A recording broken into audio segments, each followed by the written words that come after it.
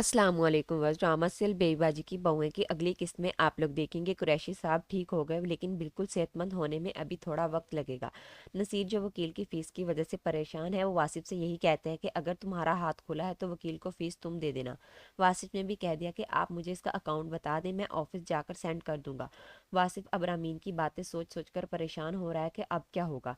उधर फरद जो वासिफ का कोट संभाल रही थी तो इसे इसकी पॉकेट में से रिंग मिली तो फरद का शक सीधा रामीन पर गया, लेकिन इसने ये बात किसी को नहीं बताई। इसने सोचा कि आगे ही बहुत मसले चल रहे हैं, अब मेरी वजह से कोई और मसला पैदा ना हो।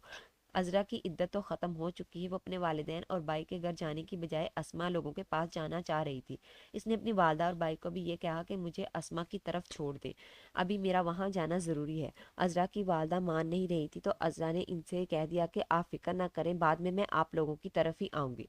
कुरैशी साहब भी घर चले गए। ठीक होकर वो घर जाकर यही बात करते हैं कि इतने दिन के बाद अपने कमरे में आया हूँ तो ऐसा लग रहा है कि सदियों बाद आया हूँ मैं इस कमरे में। समन अपने वालिद से यही कहती है कि आपने वलीद की जान बचाने के लिए अपने आप को इस खतरे में डाल दिया। अजरा ने अब अस्मा को कह दिया कि तुम दोबारा से बुटीक जाना शुरू कर दो, इस तरह घर में बैठकर कोई काम नहीं होगा और मुझे पूरा यकीन है कि हम अपनी बुटीक वापस हासिल ज़रूर करेंगे। इसलिए अस्मा भी अगले दिन बुटीक चली गई तो सायरा ने इसे फ़ौरन रख लिया क्योंकि सायरा को भी कोई डिज़ाइनर नहीं मिल रही थी। इसका डिस्प्ले भी आ रहा था, इसे तो डिज़ाइनर की ज़रूरत थी।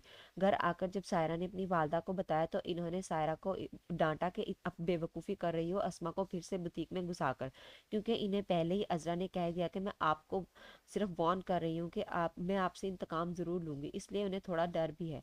तो एवर्स आपको क्या लगता है कि अब सायरा अपनी वालदा के कहने पर अस्मा को निकाल देगी या नहीं? अपनी कीमती राय का इजहार कमेंट सेक्शन में ज़रूर कीजिए। मिलते हैं अगली वीडियो में, तब तक के लिए अल्लाह हाफिज़।